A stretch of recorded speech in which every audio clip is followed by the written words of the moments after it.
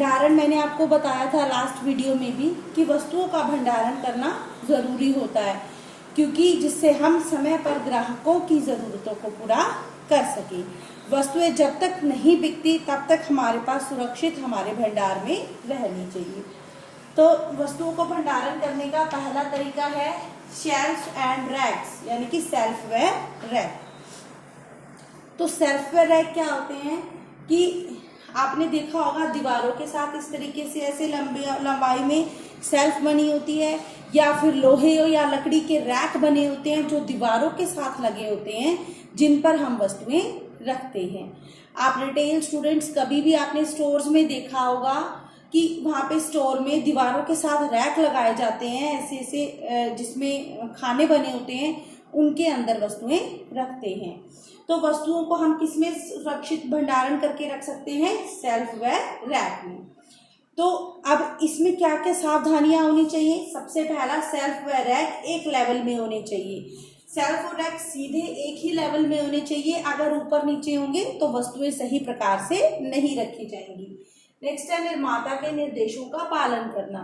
Self पे वस्तुएं रखते समय हमें निर्माता यानी कि जो उत्पादन करने वाला है उसके निर्देशों का पालन करना चाहिए। जैसे कि कुछ वस्तुओं पे लिखा होता है कि उनका भंडारण ठंडे स्थान पर करना चाहिए, कुछ के ऊपर लिखा होता है कि इनका भंडारण जो सूरज की रोशनी में नहीं करना चाहिए। तो इस प्रकार के निर्देशों का पालन करना चाहिए।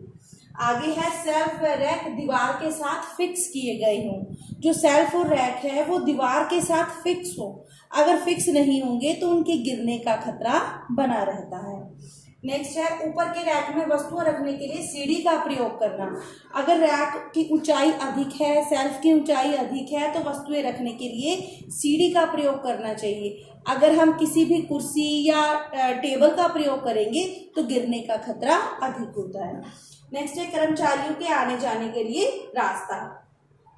जो सेल्फ और रैक में वस्तुएं इस प्रकार लगानी चाहिए कि उनके बीच में कर्मचारियों के आने जाने का रास्ता बना रहे, जिससे कि वस्तुएं लेने में और आने जाने में किसी प्रकार की परेशानी ना हो। नेक्स्ट है सुरक्षा उपकरणों का इस्तेमाल करना। हमें क्या करना चाहिए बेटा?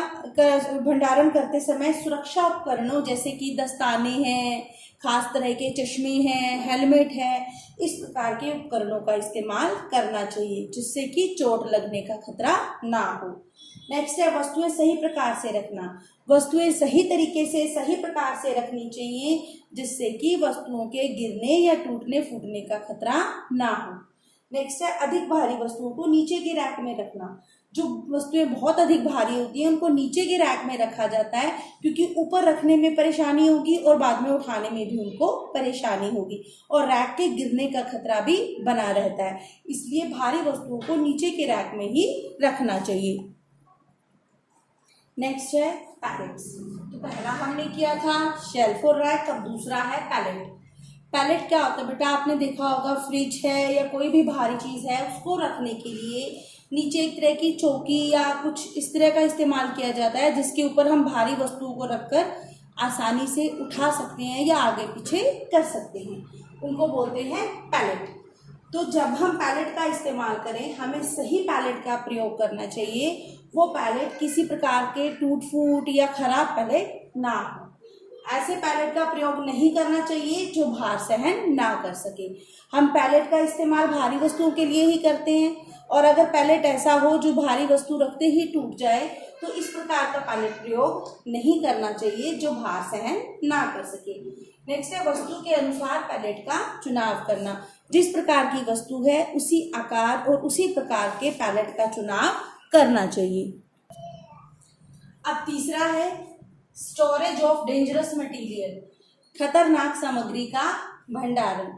कई बार एक रिटेलर खतरनाक सामग्री में डील करता है, जैसे कि कोई खास तरह की गैस या फिर तेजाब या फिनाइल, इस तरह की चीज़ें जो कि हमारे स्वास्थ्य के लिए खतरनाक हो सकती हैं। तो ऐसी वस्तु के केस में, जैसे बारूद है, ऐसी वस्तु के केस में क्या करना चाहिए? निर्माता के निर्देशों का पालन करना।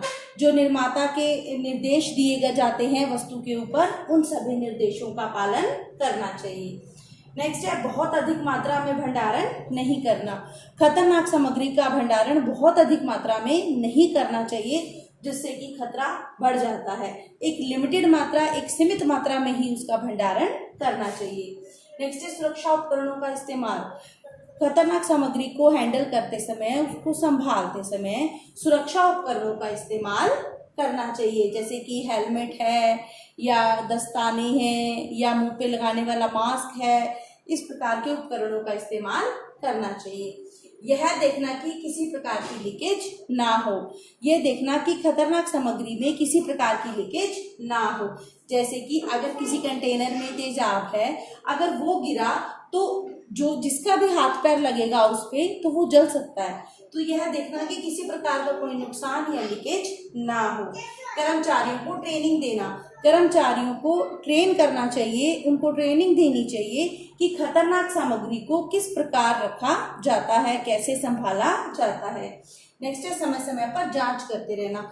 समय समय पर जांच करते रहना चाहिए कि क्या सामग्री में किसी प्रकार की कोई लीकेज या किसी तरह की कोई समस्या ना हो। आगे फोर्थ है स्टोरेज ऑफ फूड मटेरियल, यानी कि खाने पीने की वस्तुओं का भंडारण। खाने पीने की वस्तुओं को रखते समय, उनका भंडारण करते समय हमें तापमान का ध्यान रखना होता है। जैसे कि फल सब्जियां हैं, दूध है, दही है, पनीर है, उनको हमें ठंडे वातावरण में रखना होता है, तो हमें तापमान नियंत्रित रखना चाहिए। नेक्स्ट है एक्सपायरी डेट या अंतिम तिथि की जांच करना।